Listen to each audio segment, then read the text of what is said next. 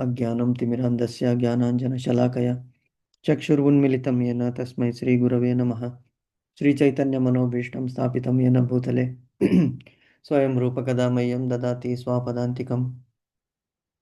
वन्देऽहं श्रीगुरो श्रीयुतपदकमलं श्रीगुरून् वैष्णवांश्च श्रीरूपं साग्रजातं सहगणरघुनाथान्वितं तं सजीवं साद्वैतं सावधूतं परिजनसहितं कृष्णचैतन्यदेवं श्रीराधाकृष्णपादान् सहगणललिता श्रीविशाखान्वितांश्च नमो ओं विष्णुपादाय कृष्णप्रेष्ठाय भूतले श्रीमते भक्तिवेदान्तस्वामिनीति नामिने नमस्ते सरस्वती देवी गौरवाणी प्रचारिणि निर्विशेष शून्यवादी पाश्चात्य देशतारिणे वाञ्छाकल्पतरुभ्यश्च कृपा सिन्धुभ्य एव च पतितानां पावनेभ्यो वैष्णवेभ्यो नमो नमः।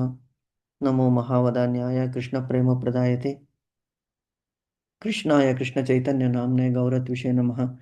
हे कृष्णा करुणा सिंधो दीनबंधो जगतपते गोपेश गोपिका कांता राधा कांता नमोस्तुते तप्त कांचन गौरांगी राधे वृंदावनेश्वरी वृषभानुसुते देवी प्रणमामि हरिप्रिये नीलांचल निवासाय नित्याय परमात्मने बलभद्र सुभद्राय जगन्नाथाय ते नमः। जय श्री कृष्ण चैतन्य प्रभु नित्यानंद श्री अद्वैत गदाधर श्रीवासादि गौर भक्त वृंद। हरे कृष्णा कृष्ण कृष्ण हरे हरे हरे राम राम हरे हरे हरे कृष्णा कृष्ण कृष्ण हरे राम राम हरे हरे हरे कृष्णा कृष्ण कृष्ण हरे राम राम हरे हरे। एकं शास्त्रं देवकी पुत्र गीतम् एको देवो देवकी पुत्र एव च एको मंत्रस्य तस्य नामानि यानि कर्मस्येकं तस्य देवस्य सेवा। हरे कृष्णा कृष्ण कृष्ण हरे राम राम हरे हरे। हरे कृष्ण कृष्ण कृष्ण हरे राम राम हरे हरे हरे कृष्णा कृष्ण कृष्ण हरे राम हरे हरे। एकं शास्त्रं देवकी पुत्र गीतम् एको देवो देवकी पुत्र एव च एको मंत्रस्य तस्य नामानि यानि कर्मस्येकं तस्य देवस्य सेवा। हरे कृष्णा कृष्ण कृष्ण हरे राम हरे हरे। हरे कृष्णा हरे कृष्णा माता जी। हरे कृष्ण हरे प्रभु जी। कृष्ण ప్రభుజీ. హరే కృష్ణ మాతాజీ నిన్న మనం 4.7 స్టార్ట్ చేసాం కదా. యదా యదా హి ధర్మస్య గ్లానిర్భవతి భారత అభ్యుత్థానం అధర్మస్య తదాత్మానం సృజామ్యహం అని ఫ్రైడే అనమాట. ఫ్రైడే స్టార్ట్ చేసాము. సాటర్డే భాగవతం శ్రీమద్ భాగవతం డిస్కస్ చేసాము. ఓకే, సో ఇక్కడ మీనింగ్స్ అన్ని చదివాము, కొంతవరకు ప్రభామాతాజీ చదివారు. సో మనకి ఇక్కడ ఫస్ట్ సెంటెన్స్ ఏమంటారు, ఓ భరత ఎప్పుడెప్పుడు మరియు ఎక్కడెక్కడ, these two things are very important.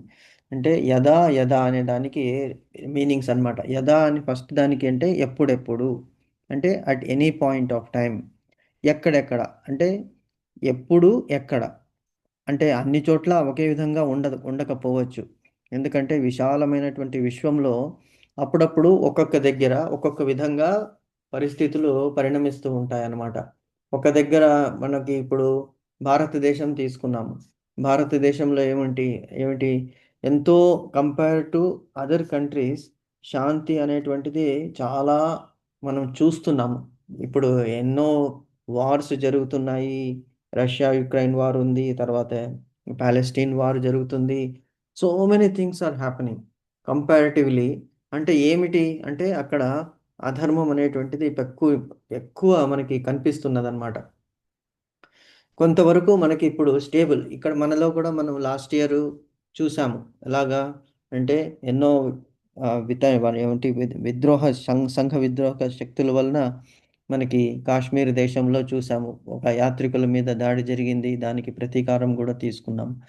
So అంటే ఎక్కడెక్కడ అధర్మం అనేటువంటిది ఎప్పుడెప్పుడు రెండు టూ థింగ్స్, ఒకటి ఎక్కడ, ఇంకొకటి ఎప్పుడు, రెండు two things we should keep. So ఆ రెండు విషయాల్లో కూడా భగవంతుడు ఏమంటాడు, సృజామ్యహం అన్నాడు మన భగవంతుడు. సృజామి అంటే మామూలుగా మనం ఏమనుకుంటాము, జ అంటే పుట్టడం, సృ అంటే తనని తాను పుట్టించుకోవడం, అవతరించడం. ఇక్కడ మనకి ఆ పుట్టుక అనేటువంటి విషయాన్ని ఆ మీనింగ్ తీసుకోకూడదు అంటున్నారు ప్రభుపాదుల వారు. ఎందుకు అంటే భగవంతుడు అదే సృజామి అనేటువంటి మనం సాంస్క్రిట్ వర్డ్ కనుక తీసుకుంటే, సంస్కృతం అన్ని భాషలకి మాతృభాష సంస్కృతం. సంస్కృతంలో సృజామి అంటే అవతారము అనేటువంటిది ఉన్నది. అంటే డిసెంట్ అని కూడా ఉన్నదనమాట. అంటే పైనుంచి అవతరం అంటే అవతరణ. అవతరణ అంటే దిగి రావడము. అవతరణం అంటే ఆరోహణము, అవరోహణము. విన్నారు కదా! ఈ ఆరోహణము, అవరోహణం అనేటువంటి శబ్దాలు. తెలుగు భాషలో మనకి ఆరోహణం అంటే ఎక్కడము, అవరోహణము అంటే దిగడము. సో భగవంతుడు ఏం చేస్తున్నాడు? అవతరిస్తున్నాడు అంటే దిగి వస్తున్నాడు. భగవంతుడు ఎక్కడి నుంచి దిగి వస్తున్నాడు? తన లోకము నుంచి దిగి వస్తున్నాడు అనమాట భూమి మీదకి. సో భూమి మీదకి ఈ విశ్వానికి రక్షణని ఇవ్వడానికి. దేనికి? యదా యదా హి ధర్మస్య అంటే ఎప్పుడెప్పుడు ఎక్కడెక్కడ ధర్మానికి హాని కలుగుతుందో. గ్లాని అంటే హాని. గ్లాని అంటే హాని అని మనం తెలుసుకున్నాం. గ్లానిర్భవతి కలుగుతుందో ఓ భారత, ఓ భరతవంశీయుడా. అభ్యుత్థానం అంటే ఏమిటి? యదా యదా హి ధర్మస్య గ్లానిర్భవతి భారత. అధర్మం వృద్ధి చెందుతుందో అప్పుడు అభ్యుత్థానం అధర్మస్య. అభ్యుత్థానం వృద్ధి చెందుతుందో అధర్మాన్ని వృద్ధి చెందుతుందో ఆ సమయంలో నేను ఆత్మయోని స్వయం జాత అని భగవంతునికి పేరు అనమాట. ఆత్మయోని తనలో ఉన్నటువంటి ఆత్మ నుంచే అతను పుడతాడనమాట. అంటే పుట్టడం అంటే అవతరిస్తాడు. స్వయం జాత. జా అంటే పుట్టడం ఆర్ భగవంతునికి పుట్టుక లేదు కాబట్టి అవతరణ. He will appear. స్వయం అంటే తనకి తానుగానే సృష్టించుకుంటాడు, తనకు తానుగానే కనిపిస్తాడు అనేటువంటిది ఇక్కడ మీనింగ్. ఈ ఈ శ్లోకానికి చెప్తున్నారనమాట. సో ఇక్కడ సృజామి అను పదము ప్రధానము. ఈ సృజామి పదమును సృష్టించబడినదనే అర్థములో ఎన్నడూను ప్రయోగించరాదు. ఉమా మాతాజీ, హరే కృష్ణ, దండవత్ ప్రణామ్స్, వెల్కమ్ మాతాజీ.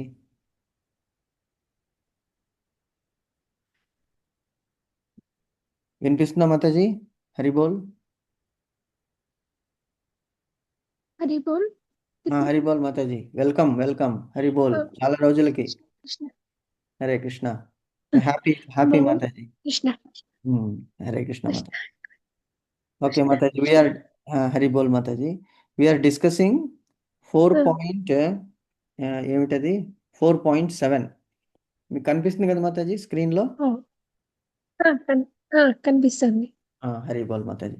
సో ఇక్కడ మనం యదా యదా హి ధర్మస్య గ్లానిర్భవతి భారత అభ్యుత్థానం అధర్మస్య తదాత్మానం సృజామ్యహం అనే ఈ శ్లోకాన్ని మనం చిన్నప్పటి నుంచి వింటూ వస్తున్నాం. అంటే మనం అందరూ చిన్నపిల్లలుగా ఉన్నప్పుడు ఘంటసాల గారు పాడినటువంటి శ్రీమద్ భగవద్గీత అందరూ వినే ఉంటారు. వినని వాళ్ళంటూ ఈ కాలం ఈ జనరేషన్ పిల్లలు వినకపోవచ్చు.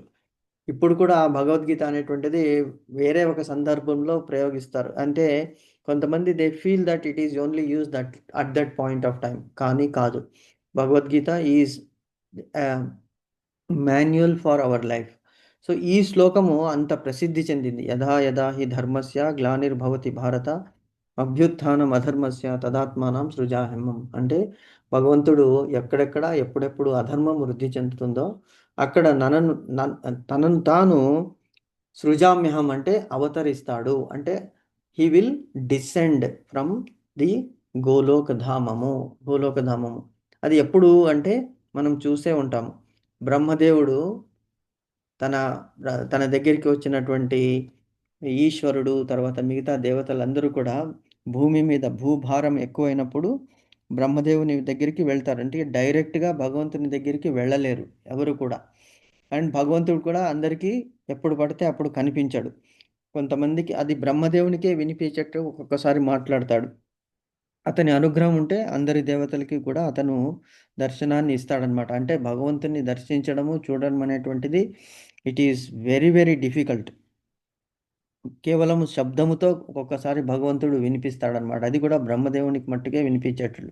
ఎందుకంటే అంతటి తపస్సంపన్నుడు. చాలా తక్కువ బ్రహ్మదేవుడిలాగా తపస్సు చేసేటువంటి. ఎందుకంటే ఎప్పుడు మనం చూసే ఉంటాం బ్రహ్మదేవుడి చేతిలో ఒక చేతిలో జపమాల, ఇంకొక చేతిలో పుస్తకం అనేటువంటిది ఉండనే ఉంటుంది బ్రహ్మదేవునికి. So always he will be continuously ఏమిటి జపం చేస్తూనే ఉంటారనమాట. కాబట్టి భగవంతునికి అతని మీద విశేషమైనటువంటి ప్రేమ. ఎందుకంటే తన పుత్రుడు కాబట్టి. ఆ పుత్రుడు కూడా ఏంటి భగవంతుని మరవకుండా జపం చేస్తుంటాడు. సో అప్పుడు అడుగుతారనమాట, భూమి మీదకి అవతరించవయ్యా భగవంతుడా అంటే అందరు దేవతల్ని తన వెంట పెట్టుకొని బ్రహ్మదేవుడు వైకుంఠానికి ఆరు గోలోక ధామానికి వెళ్ళి అక్కడ అర్థిస్తాడు, దయచేసి భూమి మీద అవతరించండి. సో తన అంశము అవసరమైనప్పుడు తన ప్రాంశ రూపం స్వయం రూపంతో భగవంతుడు వస్తాడు. లేకుంటే తన విభూతి రూపంలో ఎవరైనా మహానుభావులని సృష్టించి వాళ్ళని లోకోద్ధరణ గురించి పంపిస్తూ ఉంటాడనమాట. అదే ఇక్కడ చెప్తున్నాడు భగవంతుడు. ఇక్కడ ప్రభుపాదులు ఏం చెప్తున్నారు? సృజామి అను పదము ప్రధానము. ఈ సృజామి పదమును సృష్టించబడినదే బడినదనే అర్థంలో ఎన్నడూను ప్రయోగించరాదు. సృష్టించ అంటే create. How can we create? How God? Nobody can create. God will appear because he is already there. ఏది లేదో అది గనక మనం కనిపెడితే అప్పుడు మనం దాన్ని కనిపెట్టాము అనేటువంటిది తెలుస్తుంది. కానీ భగవంతుడు is eternal, he is there always. ఆది అంతము లేదు, అనాదిర్ ఆదిర్ గోవింద సర్వకారణ కారణం. కాబట్టి మనం ఇంతకు ముందు శ్లోకంలో ఏమని అనుకున్నాము? భగవంతుని రూపాలన్నీ నిత్యములు, నిత్యమైనది. అతని దేహమునకు లేదా రూపమునకు సృష్టి అనేది లేదని మనం ఇంతకు ముందు కూడా అనుకున్నాము. ఎందుకు? 4.6లో ఏం చెప్పారు అందులో? అజోపి సన్య వ్యయాత్మ భూతానాం ఈశ్వరోపి సన్ ప్రకృతిం స్వామధిష్టాయ సంభవామ్యాత్మ మాయయ. అంటే నేను పుట్టుక లేని వాడును అని అంటున్నాడు భగవంతుడు. అక్కడే చెప్పేశాడు. అంటే నాకు పుట్టుక లేదు, నాకు గిట్టుక లేదు. నేను నా దేహం ఎటువంటిది? దివ్యమైనటువంటి దేహము, దానికి నాశనము లేనిది. సకల జీవులకు ఈశ్వరుడును నేను. కాబట్టి అది నా ఆది దివ్య స్వరూపముతో నేను ప్రతి యుగములో అవతరిస్తుంటాను. నేను పుడుతుంటాను అని చెప్పలేదు భగవంతుడు, జన్మిస్తాను అని చెప్పడం లేదు. ఎందుకు చెప్పడం లేదు? జన్మ ఎప్పుడు ఉంటుంది? మరణించిన తర్వాత ప్రతి జీవికి మళ్ళీ జన్మం అనేది ఉంటుంది కదా. కాబట్టి భగవంతునికి జన్మము, మృత్యువు, జరా, వ్యాధి అనేటువంటిది లేదు. కాబట్టి he will appear, he will descend from the highest లోకం అన్నమాట. అది మనం తెలుసుకోవాలి. సో అతని దేహమునకు లేదా రూపమునకు సృష్టి అనేది లేదు కనుక సృజామి అనగా భగవంతుడే ఆది రూపమున స్వయంగా అవతరించునని అర్థము. ఆది అంటే మూల రూపం. భగవంతుడు అవతరిస్తున్నాడు. క్లియర్ అయింది కదా మాతాజీ? ఇప్పుడు ఇంతవరకు మనం డిస్కస్ చేసింది సృజామి అనే పదానికి ఏమిటి అంటే he will appear. We should not mistake it for birth. మరి దేవి గర్భంలో జన్మించాడు కదా అంటే అది లోక విడంబన గురించి అలాగా. ఎందుకంటే వాళ్ళ కోరికలను తీర్చడానికి. మరి కోరికలు తీర్చడానికైనా పుట్టాడు కదా అంటే అంతకుముందు భగవంతుడు ఏ రూపంలో వాళ్ళకి దర్శనమిచ్చాడు? చతుర్భుజ రూపంలో భగవంతుడు దర్శనమిచ్చాడు. అంటే తన మూల రూపంలో నేను ఇటువంటి మీరు నన్ను కోరుకున్నారు కదా, నాకు వాళ్ళు పృష్ణి తర్వాత సుతప అనేటువంటి వాళ్ళు హస్బెండ్ అండ్ వైఫ్, వాళ్ళు 10,000 సంవత్సరాలు తపస్సు చేసి భగవంతుని కనిపించగానే ఏమి వాళ్ళు కోరుకున్నారనమాట.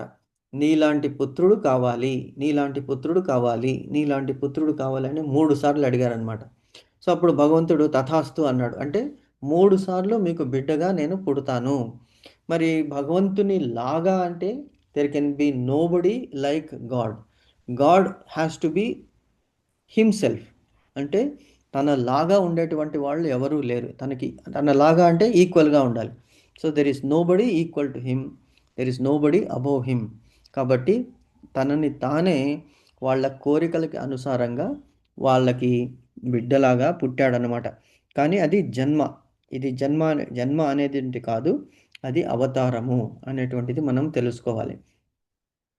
సో క్లియర్ అయింది కదా మాతాజీ? ఇందులో ఏమైనా క్వశ్చన్స్ ఉన్నాయా, డౌట్స్ ఉన్నాయా?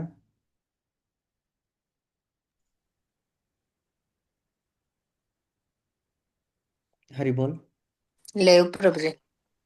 Okay, nice Mataji. Okay, next Srikrishna భగవానుడు క్రమ అనుసారము ద్వాపర అంతములో 7వ మనువు యొక్క 28వ మహాచక్రయుగములో 4 యుగముల కాలం అనేటువంటిది ఒక చక్రం అనమాట. అదే చతుర్యుగం అనేటువంటిది ఒక యుగం అనమాట. ఇది సత్యయుగము, అదే దాన్ని ఏమంటారు, కృతయుగం అంటారు, సత్యయుగం అంటారు. ఫస్ట్ది. సెకండ్ది ద్వాపర యుగం యాక్చువల్గా. కానీ ఇక్కడ 28th సిరీస్లో అది తారుమారు అవుతుంది ఎప్పుడు, ప్రతిసారి కూడా, ప్రతి మన్వంతరములో కూడా. అంటే 71 సారీ 1000 చతుర్యుగాలు ఉంటాయి. ఒక మన్వంతరానికి 1000 చతుర్యుగాలు ఉంటాయి. అంటే 1000 టైమ్స్ 4 చతుర్యుగాలు. చతుర్యుగం అంటే కృతయుగము ఆర్ సత్యయుగము, తర్వాత ద్వాపర యుగము, త్రేతాయుగము, కలియుగము. ఈ 4 కలిస్తే ఒక చతుర్యుగం అంటారు దీన్ని, చతుర్యుగము. ఇలాంటిది 1000 అయితే ఒక మన్వంతరం అవుతుందన్నమాట. సో ఇలాంటి ప్రతి మన్వంతరంలో కూడా 28th ఆఫ్ దట్ మన్వంతరంలో, చతుర్యుగంలో ఈ ద్వాపరయుగము థర్డ్గా వస్తుంది. సెకండ్ వచ్చేది త్రేతాయుగం అనమాట. అక్కడ మట్టుకు తారుమారు అవుతుంది అని చెప్తున్నారు ఇక్కడ. సో బ్రహ్మదేవుని ఒక రోజులో అవతరించునమాట. ఇదేంటి, ఇది 28వ చతుర్యుగం ఏమిటి, బ్రహ్మదేవునికి ఒక రోజు అన్నమాట. సో ఏమైనాను అతనికి ఏ రకమైన నిబంధనలను అనుసరించని అవసరము లేదు. భగవంతునికి there is no rule because he is the boss. ఎందుకు ఎగ్జాంపుల్ చెప్పాం, boss can come any time, boss can go any time to his office. So ఇది భగవంతుడు క్రియేట్ చేసినటువంటి విశ్వము కాబట్టి అతను ఎప్పుడైనా రావచ్చు, ఎప్పుడైనా వెళ్ళొచ్చు, ఎలాగైనా ఉండొచ్చు. అయినప్పటికీ భగవంతుడు తనని ఎగ్జాంపుల్గా ఇచ్చుకుంటాడు. ఎందుకు, యద్యద్ ఆచరతి శ్రేష్ఠ తత్తదేవే తరో జన సాయత్ ప్రమాణం కురుతే లోకస్థ ధనువర్తతే. నేను తప్పు చేశానంటే లోకాలు ఏమంటారు, శ్రీకృష్ణుడే తప్పు చేసినప్పుడు మనం తప్పు చేయకూడదా అనేటువంటి మిస్కన్సెప్షన్ ఉంటుంది.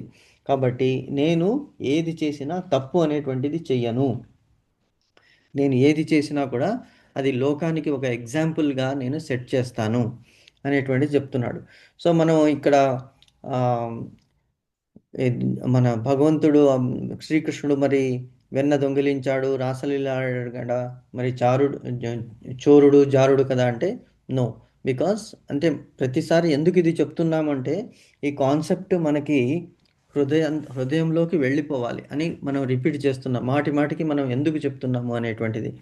ఎందుకంటే ఈ విశ్వమంతా who ones this entire universe, భగవంతుడు. మరి భగవంతుడు తన ఇల్లు కదా ఇది, తనే క్రియేట్ చేశాడు.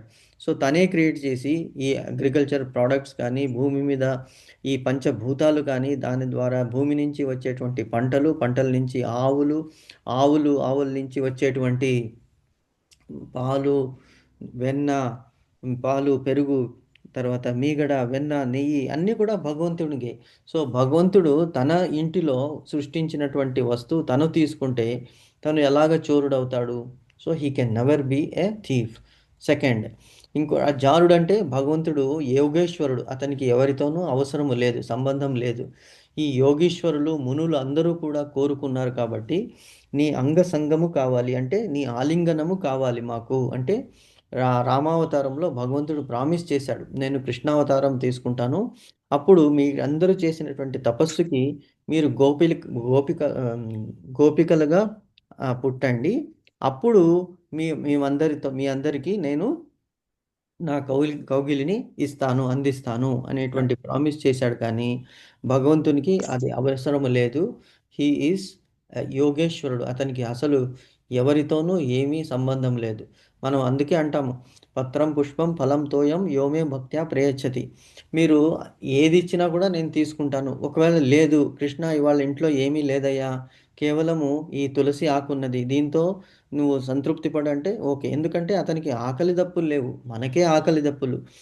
నీకు అనుగ్రహం అంటే మనకి అనుగ్రహం చేయాలని చెప్పేసి భగవంతుడు అవి స్వీకరిస్తాడు అంతే. అంటే ఆ భావన, అందులో ఉన్నటువంటి భావనని భగవంతుడు స్వీకరిస్తాడు. ఓకే. సో రూపరస గంధాలని మనం అనుకున్నాము. రూపము, రసము, గంధము, అందులో ఉన్నటువంటి గంధము భగవంతుడు ఆస్వాదిస్తాడు, రూపాన్ని లక్ష్మీదేవికి ఇస్తాడు, రసాన్ని బ్రహ్మదేవుడికి ఇస్తాడు అనేటువంటిది మనకి తెలుసు అనమాట. సో దాని ద్వారా మనం ప్రసాదం స్వీకరిస్తాం, అంతేకాని భగవంతునికి అవసరం లేదు, మనలో ఉన్నటువంటి భావన అతనికి చాలు. సో కాబట్టి అతని ఇచ్ఛానుసారము అనేక రకములుగా ఇక్కడ ఏముంది, బ్రహ్మదేవుని అదైపోయింది. ఏ రకమైన నియమ నిబంధనలను అనుసరించిన అవసరము లేదు అంటే మరి చెయ్యడా అంటే no, he will do it because he is setting an example for us. అందుకే రోల్ మోడల్ అనమాట భగవంతుడు. రాముణ్ణి, కృష్ణుని ఎందుకు మనం పూజిస్తాము? మరి చోరుడు జారుడు అయితే కృష్ణుని పూజిస్తామా? నో. ఎందుకు? ఆయన ఆ ఘటన సమర్థుడు అనమాట. గోవర్ధన పర్వతాన్ని ఎత్తాడు తన ఒంటి చేతి మీద చిటికెన వేలుతో. ఎలాగ ఒకరోజు ఒక నిమిషం 2 నిమిషాలు కాదు, 7 రోజులు నిరంతరముగా కురుస్తున్నటువంటి వాన నుంచి, వర్షాన్నించి గోప కులంలో ఉన్నటువంటి వాళ్ళని, గోవులని అందరినీ కూడా రక్షించాడు. మరి is it possible for anybody? కాబట్టి అలా అలా ఒకటా రెండా భగవంతుడు చేసినటువంటి లీలలు 1, 2 కాదనమాట. సో ఎన్నో లీలలు చేశాడు. ఎంతోమంది రాక్షసులను సంహరించాడు.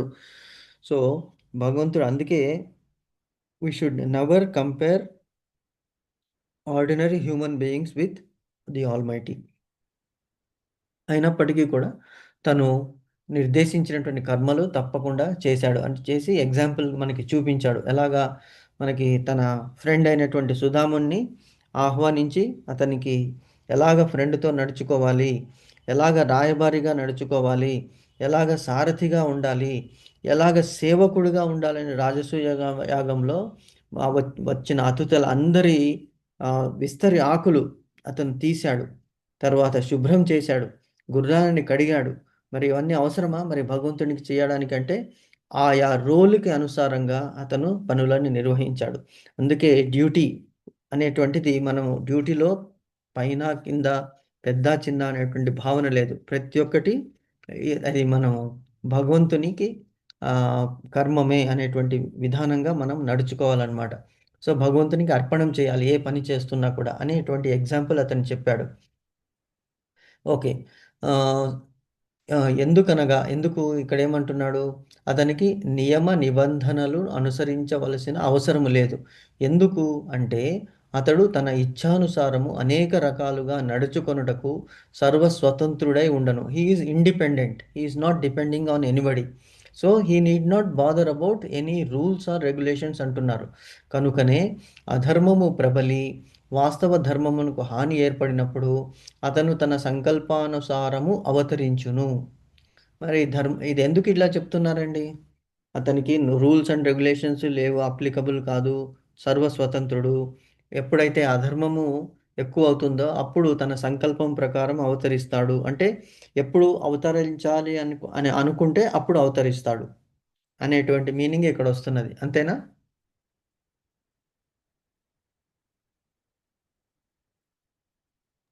ఎప్పుడు అవతరిస్తాడు అంటే ఇక్కడ చెప్పారు కదా ప్రభుజీ, యదా యదా హి ధర్మస్య.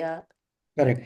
అంటే అధర్మము పెరిగినప్పుడే భగవంతుడు అవతరిస్తాడు ఆ! ధర్మాన్ని రక్షించడానికి అని. కరెక్ట్. అంటే అది ఎవరు డిసైడ్ చేస్తారు అనేటువంటిది ఇక్కడ తెలుసుకోవాలి.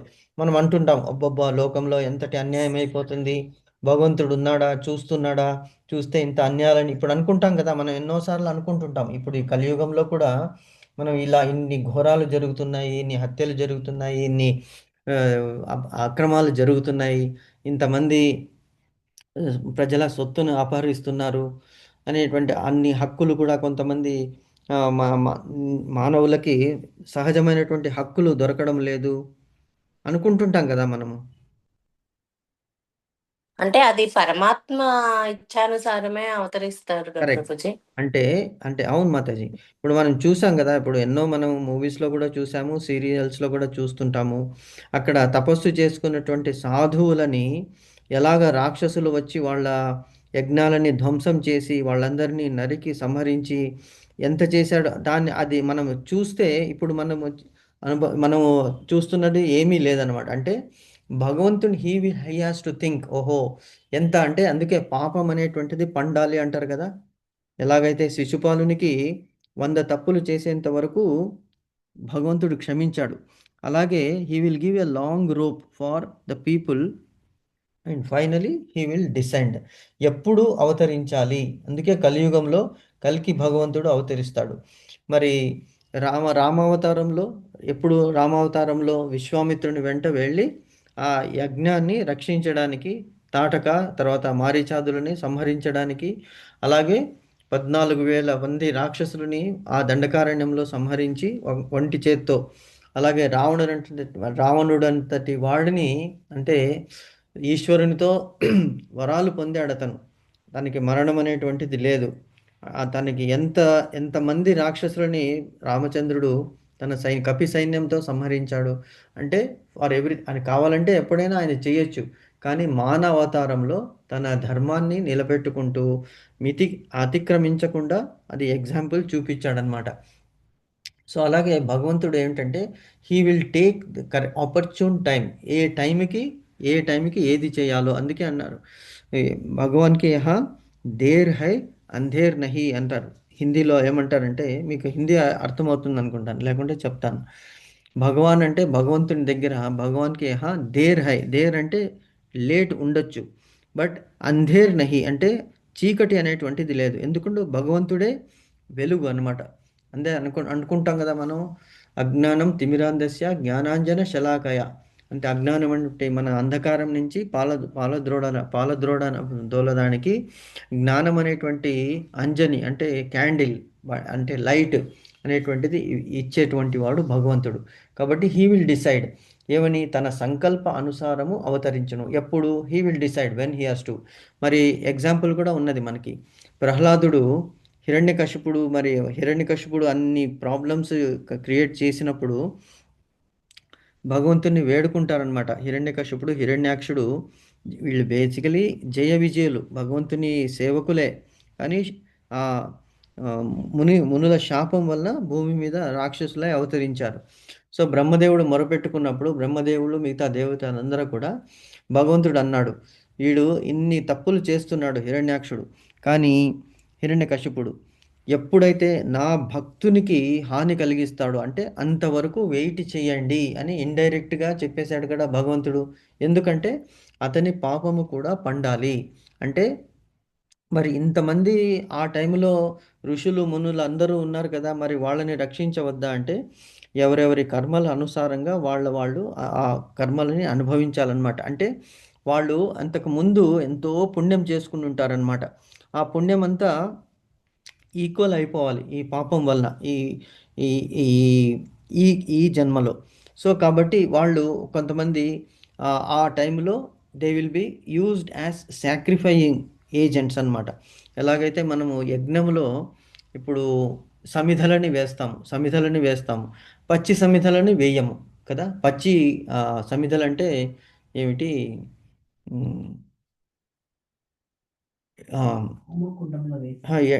ఎండు కట్టెలు అంటారు కదా. ఎండు కట్టెలు, పచ్చి కట్టెలు ఎవరు వేయరు కదా యజ్ఞంలో. ఎందుకు వేయరు అంటే టు సెట్ ఎన్ ఎగ్జాంపుల్. అంటే నా భక్తులు ఎంతటి కష్టాలనైనా సహిస్తారు. అంటే టు సెట్ గోల్డ్ ఉన్నది, ఇప్పుడు బంగారం ఉన్నది. బంగారం మనం పుటం పెడతాం అంటే దాన్ని కాల్చి కొలిమిలో పెట్టి దాన్ని ఆభరణం చేయడానికి కాల్చినప్పుడు బంగారము తన ఎంత వెలుగుతుంది, అయినప్పటికీ తన కంటెంట్ అంటే దాని క్వాలిటీ అనేటువంటిది పోదనమాట. సో నా భక్తులు ఇటువంటి వాళ్ళు అని లోకానికి చెప్పడానికి వాళ్ళని ఆ భగవంతుడు సమిధలుగా యజ్ఞానికి ఉపయోగించిన విధంగా వాళ్ళని ఉపయోగిస్తాడనమాట. కానీ ఎప్పుడైతే ప్రహ్లాదుడు అంటే తన భక్తుడు అంతటి శిక్షలని పొందుతుంటాడో తండ్రి చేత, అప్పుడు ఇంకా భగవంతుడు ఇంకా అవతరిస్తాడనమాట నారసింహ రూపంలో. సో అలాగా ఎప్పుడు అంటే తన సంకల్పం అనుసారము అవతరించును. తర్వాత ధర్మసూత్రాలు వేదశాస్త్రాలలో వివరించబడిన అంటే ఏమిటి ధర్మసూత్రాలు అనేటువంటిది? ధర్మ అంటే ఏమిటి? ధారయతి ఇది ధర్మ. ధారయతి అంటే సమాజాన్ని నిలబెట్టేది ఏమిటయ్యా అంటే ధర్మము. ఇవన్నీ కూడా వేదాంత సూత్రాల్లో చెప్పారనమాట. ధారయతి ఇది ధర్మ. ధర్మం అంటే ఏమిటి? ధారయతి అంటే రక్షించేది, ధారయతి సమాజాన్ని ధారయతి ఇది ధర్మ అన్నాడు. దానికి మీనింగ్ అన్నమాట, డెఫినేషన్ ఆఫ్ ధర్మము. మనం ఇంతకుముందు కూడా అనుకున్నాం ఏమిటి? శ్రీకృష్ణుడు ఎక్కడుంటాడు? ధర్మం ఎక్కడున్నదో అక్కడ శ్రీకృష్ణుడు ఉంటాడు. శ్రీకృష్ణుడు ఎక్కడ ఉంటాడో అక్కడ జయం ఉంటుంది. యథో ధర్మ తథో కృష్ణ, యథో కృష్ణ తథో జయ. Or it should be like this also, యథో కృష్ణ తథో ధర్మ, యథో ధర్మ తథో జయ అని కూడా మనం అనవచ్చు. అంటే ధర్మాన్ని భగవంతుడు చెప్పింది కాబట్టి అది ధర్మమైనదన్నమాట. అట్టి వేద నియమాలకు భంగము ఏర్పడినప్పుడు మానవుడు అధర్మపరుడు అగును. అంటే మనం అనుకున్నాం కదా, కర్మ అకర్మ వికర్మ అనేటువంటిది మూడు ఇంతకుముందు డిస్కస్ చేశాం కదా మాతాజీ. కర్మ, అకర్మ, వికర్మ. హా. కర్మ వలన ఏమవుతుంది? అది సకామ కర్మ అంటే కర్మ వేదాల్లో చెప్పినటువంటి కర్మాలకి ఫలితం అనేటువంటిది ఉంటుంది. అకర్మ అంటే ఏ కర్మ చేయకుండా ఉండడం అన్నమాట. అది తప్పు. అది కూడా భగవంతుడు చెప్పాడు అంతకుముందే. థర్డ్ చాప్టర్లో భగవంతుడు చెప్పాడు ఏమిటి? ఎవరికి వర్ణాశ్రమ ధర్మాలకి అనుసరించి కర్మ చెయ్యాలి. ఎలాగా? సూర్యుడు ఎలాగ అవతరిస్తున్నాడు, చంద్రుడు ఎలాగ అవతరిస్తున్నాడు, స్టార్స్ ఎలా షైన్ అవుతున్నాయి, టైం టైంకి వర్షాలు ఎలా పడుతున్నాయి. యజ్ఞాత్ భవతి పర్జన్యో, పర్జన్యాత్ అన్న సంభవం అన్నాడు కదా. యజ్ఞ అన్నాత్ భవంతి భూతాన్ని, పర్జన్యాత్ అన్న సంభవ అని చెప్పాడు భగవంతుడు. అంటే యజ్ఞం చేస్తే ఏమిటి? వర్షాలు పడతాయి. వర్షాలు పడితే పంటలు పండుతాయి. పంటలు పండితే ఆహారం దొరుకుతుంది. ఆహారం తినడానికి, తిన్న ఆహారం వలన మనుషులు జీవిస్తున్నారు. అంటే it is a cycle. So ఇది ధర్మం అన్నమాట. భగవంతుడు చెప్పినటువంటి ధర్మము, rules and regulations every one has to follow. కానీ ఎవరైతే అది చెయ్యరో, అది ఫాలో కారు అంటే అకర్మ చేస్తున్నాడు. వేదాల్లో చెప్పిన దానికి అగేన్స్ట్ చేస్తే అది అధర్మం అవుతుంది. కాబట్టి అప్పుడు వాళ్ళని సంహరించడానికి, శిక్షించడానికి నేను అవతరిస్తున్నాను. నెక్స్ట్ శ్లోకంలో వస్తుందన్నమాట అది. పరిత్రాణాయ సాధూనాం వినాశాయ చ దుష్కృతాం ధర్మ సంస్థాపనార్థాయ సంభవామి యుగే యుగే అని భగవంతుడు అంటున్నాడు అనమాట. కాబట్టి ఈ వేదాలలోని ఇట్టి నియమములే భగవత్ శాసనాలుగా శ్రీమద్ భాగవతంలో తెలుపబడెను. 6th canto 3rd chapter 19th శ్లోకాలో చెప్పారనమాట. ఏమిటి? వేదాలలోని అట్టి నియమములు భగవత్ శాసనాలుగా తెలుపబడెను అంటే భగవంతుడు చెప్పింది. అందుకే అంటాం కదా, ఏకో శాస్త్రం దేవకి పుత్ర గీతం. మనం ఇది రోజు చదువుతున్నాం. ఇది ఏమిటి? ఏకో శాస్త్రం, ఒకటే శాస్త్రం చదవండి అయ్యా, మిగతావన్నీ అవసరం లేదు. ఎందుకు అంటే మిగతా వాళ్ళు రచించారు, కరెక్టే, అది కూడా భగవంతుడు రచించాడే. కానీ స్వయంగా భగవంతుని ముఖారవిందం నుంచి వెలువడినటువంటిది శ్రీమద్ భగవద్గీత. సో భగవంతుడు చెప్పాడు. ఎందుకు? అన్నీ మీరు చదవలేరు, అన్నీ మీరు గుర్తుపెట్టుకోలేరు, అన్నీ మీరు అనుసరించలేరు. కాబట్టి నేను జస్ట్ మనము చిన్నప్పుడు చదువుకునేటప్పుడు మనకి టెక్స్ట్ బుక్స్ అన్నీ చదివి అందులో క్వశ్చన్స్ అన్నీ చెప్పేవాళ్ళు టీచర్స్. కానీ మనకి అంతగా అర్థమయ్యేది కాదు. అందుకే మనం ఏం చేసేవాళ్ళము, ఒక గైడ్ అనేది కొనుక్కునేవాళ్ళం. ఆ గైడులో ఏముంది? Direct question, direct answer. ఈ క్వశ్చన్కి ఈ ఆన్సర్, ఈ క్వశ్చన్కి ఈ ఆన్సర్ అనేటువంటి చాలా కన్సైజ్గా చిన్నగా ఇచ్చేసేవాళ్ళు. సో అది చదివి మనం పరీక్షలు రాసాము. మరి మేమైతే అది అలా చేసాము. మరి మీరు చేశారో మీకు గుర్తుందో లేదు. గుర్తుందా మాతాజీ? ఎవరైనా చేశారా మీలో? హరిబోల్. ఇంపార్టెంట్ క్వశ్చన్స్ అని ఒక్కోసారి చేస్తుంటారు, రివైజ్ చేస్తుంటారు. చేశారా? ఇప్పటికీ పిల్లలు అదే ఫాలో అవుతున్నారు ప్రభుజీ. హరిబోల్. సో అంటే ఎస్ నైస్. సో ఇట్ ఇప్పటికీ ఈస్ కూడా పిల్లలు అదే ఫాలో అవుతున్నారు. అవుతున్నారు కదా. సో అదే అంటే సింపుల్. ఇప్పుడు పెద్ద టెక్స్ట్ బుక్ ఉన్నదండి, 500 పేజీలు, 600 పేజీలు. చదవడానికి అసలు టైం ఉన్నా అర్థం చేసుకోవడానికి మనకి అంతటి జ్ఞానం లేదు. అర్థం చేసుకున్నా కూడా రిటెన్షన్, మెమరీ లేదు. ఒకవేళ మెమరీ ఉన్నా కూడా పరీక్షల్లో మనం దాన్ని అలాగే రాయలేము. కాబట్టి మీనింగ్ జస్ట్ ఇంత పెద్దది ఎందుకండి సోది, చిన్నగా చెప్పేసేయండి అంటాం. ఎందుకు? బికాజ్ ఈ యుగ ధర్మం అంతే. ఈ యుగములో కాన్సన్ట్రేషన్ అనేటువంటిది it will be there only for 7 to 8 minutes. ఆ 7 to 8 seconds, not even minutes. దాని తర్వాత ఏమవుతుందంటే మనసు ఎక్కడికో వెళ్ళిపోతుంది. మీరు చూడండి, పూజలో మనం కూర్చుంటాము, పూజలో అనుకుంటాం ఈరోజు ఏమీ థింక్ చేయకూడదు, నేను భగవంతునికి మొత్తం నా మనస్సుని అర్పించి ఒక 10 నిమిషాలు, ఆరు ఒక 5 నిమిషాలు, ఆరు కనీసం ఒక్క నిమిషము అయినా నేను భగవంతున్నే ధ్యానిస్తాను అని మనం కూర్చుంటాం. కానీ కూర్చున్న వెంటనే ఏమవుతుంది? మనసు ఎక్కడికో వెళ్ళిపోతుంది. ఆ స్టవ్ మీద ఏం పెట్టాము, ఆ డోర్ దగ్గర ఎవరో బెల్ వేశారు, ఆర్ ఏదో మెసేజ్ వచ్చింది మొబైల్లో, ఆర్ ఇంకొకళ్ళు ఎవరో పిలిచారు, ఆర్ ఏమీ లేకున్నా కూడా మన మనస్సు వేరే ఎక్కడికో వెళ్ళిపోతుంది. నిన్న ఏం చేయాలి, ఇప్పుడు ఏం చేయాలి, తర్వాత ఏం చేయాలి, రేపు ఏం చేయాలి. ఎందుకంటే ఇది మాయ అన్నమాట. ఈ మాయ అనేటువంటిది ఎవరిని వదిలిపెట్టదు. కాబట్టి ఈ మాయకి అందరూ లోబడాలన్నమాట. అదే ఇక్కడ చెప్తున్నాడు. ఈ కలియుగంలో అందుకే భగవంతుడు మనకి సింపుల్గా మన మీద కరుణతో ఏం చేశాడంటే శ్రీమద్ భగవద్గీత అని మనకి ఇచ్చాడనమాట. సో దాంట్లో చెప్పింది మీరు చేయండి అయ్యా చాలు, అవసరం వేరే ఏమి చదవాల్సిన అవసరం లేదు. అందుకే ఏకం శాస్త్రం దేవకి పుత్ర గీతం. దేవకి పుత్రుడు ఎవరు? శ్రీకృష్ణుడు. అతను చెప్పినటువంటి శాస్త్రం ఏమిటి? భగవద్గీత. అదొక్కటి చదివితే చాలు. ఇది నేను చెప్పడం కాదు, ప్రభుపాదులు చెప్పడం కాదు, అందరూ అంటే ప్రభువాలు చెప్పడం కాదంటే కాదని కాదు, భగవంతుడే చెప్పాడనమాట. మీరే ఇది ఒక్కటి చదవండి, భగవద్గీత ఒక్కటి చదివితే చాలు, మీకు జన్మ ధన్యమైపోతుంది. అంటే అందులో ఉన్నది మనం ఆచరిస్తే డెఫినెట్లీ దెర్ ఈస్ సొల్యూషన్, ఏంటి, సొలేస్, మనకి తప్పకుండా మనసుకి శాంతి అనేటువంటిది దొరుకుతుందన్నమాట.